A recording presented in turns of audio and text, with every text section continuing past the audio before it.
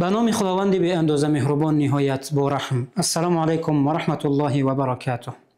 از خود بپرس چرا چشمم با دیدن نعمت دیگران خیره می گردد؟ چرا با کامیابی و موفقیت برادرم درونم ناآرام می گردد؟ این بیماری قلب که حسد نام دارد برادران عزیزم. حسد چیست؟ حسد آن است که از دیدن نعمت دیگران ناراحت شوی و بخواهی که آن نعمت و کامیابی از او دور گردد و زوال شود. پیامبر محبوبمان محمد مصطفی صلی الله علیه و سلم فرمودند: ایاکم والحسد فإن الحسد یأکل الحسنات کما تأکل النار الحطب.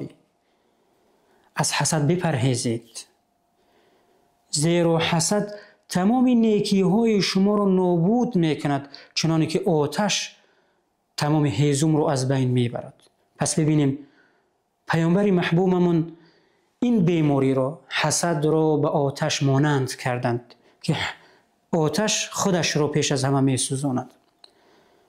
خداوند جل و علا به پیامبرمون آموزانید در سوره فلق و گفت: بگو و من شر حاسد اذا حسد، و از شر و بدی حسود هنگامی که حسد می‌ورزد پروردگار را به تو پناه میبرد. برادران عزیزم، حسد دو نوع دارد. ممنوع آن حسدی است که انسان برای برادرش زوال نعمت و دوری نعمت را طلب کند. اما حسدی مباح یا همون حسدی که جایز است چی است؟ پیامبر محبوب آن فرمودند: لا حسد الا اثنتین. شما اگر آرزوی جایگاهی دو نفر را کنید، این حسد نیست، گناه نیست برای شما. پس این چی معنا دارد؟ یعنی کوشش کنید که به مانند این دو گروه از انسان ها باشید. رجل آتاه الله مالا فسلطه على هلكته فی الحق. شما آرزو کنید به مانند انسان هایی باشید که خداوند جل و علا به آنها مال و دارایی داده است و آن را در راه حق و در راه خداوند صرف میکنند و دلها را شاد میگردانند.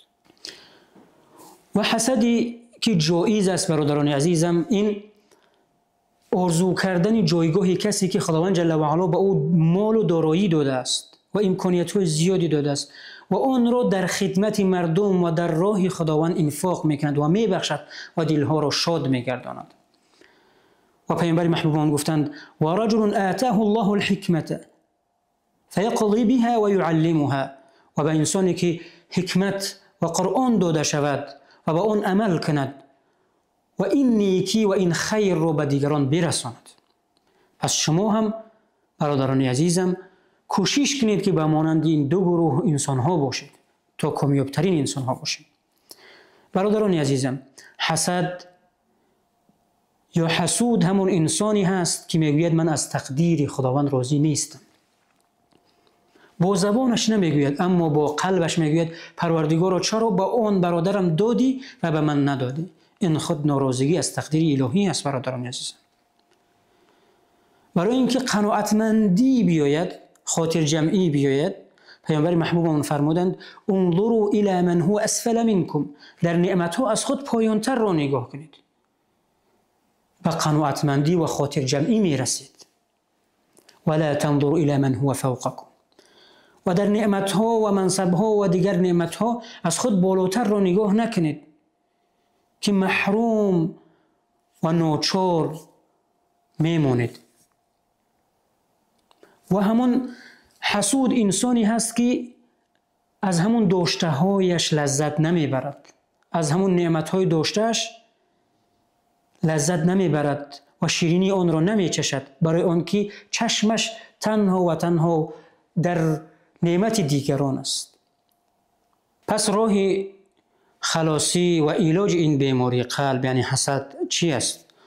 عالمان و عارفان 4 راه خلاصی و تبابت این بیماری را به ما گفتند. پیش از همه راضی بودن به تقدیر پروردگار جل و علا. یعنی باید ما بدانیم که هر چیزی که خداوند جل و علا به ما داده است یقین کنیم که همون به خیر ما است. خداوند جل و علا با حکمتش میدهد و داده های پروردگار جل و علا همه امتحان است و نداده های پروردگار نیز امتحان است. و دومین علاج، وقتی ما به نعمت‌های خود نظر کردیم آن را شکر گفتیم، آن برای ما زیبا و مبارک و سبب فرح قلبمان می شود. و سومین راهش برادران عزیزم، دعا کردن در حق دیگران. وقتی یک نیکی رو می‌بینی در یک برادرت، یک موفقیتی رو می‌بینی، پس دعا کن و بگو اللهم بارک له، پروردگارا در مال و فرزندان برادرم برکت بده. چهارمین راه برادران عزیزم، از الله پاکی قلب را تمنا کردند.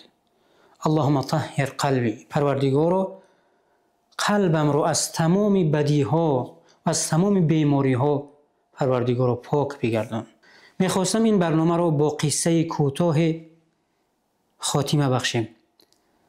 در زمان گذشته دو دوست بودند، یکی حسود و دیگری خیرخواه. قصه آنها را پادشاه شنید و هر دوی آنها را طلب کرد و به انسان حسود گفت هر چیزی که از من میخواهی من برای تو میدهم، اما یک شرط دارم، به برادرت 2 برابر آن را میدهم. انسان حسود خود در فکر فرو رفت و گفت اگر به من از پادشاه اگر نعمتی طلب کنم، قصر یا دارایی طلب کنم، به برادرم 2 برابر آن را میدهد. و غمگین شد و حسود گفت ای پادشاه، از تو طلب میکنم که یک چشم مرا بکنی، در عوضش هر 2 چشم های این دوستی مرا بگیری. حسود گفت پادشاه از تو طلب میکنم که یک چشم مرا بکنی و در عوضش هر 2 چشم این دوستم را بگیری. پادشاه به گریه آمد و گفت حسود را ببین که راضی است ضرر را قبول کند تا ناکامی دیگر را ببیند. از این بیماری قلب دوری کنیم که سببی بی‌برکتی در زندگی و رزق روزیمان می شود. با برنامه ما بمانید، در پناه خداوند جل و علا باشید.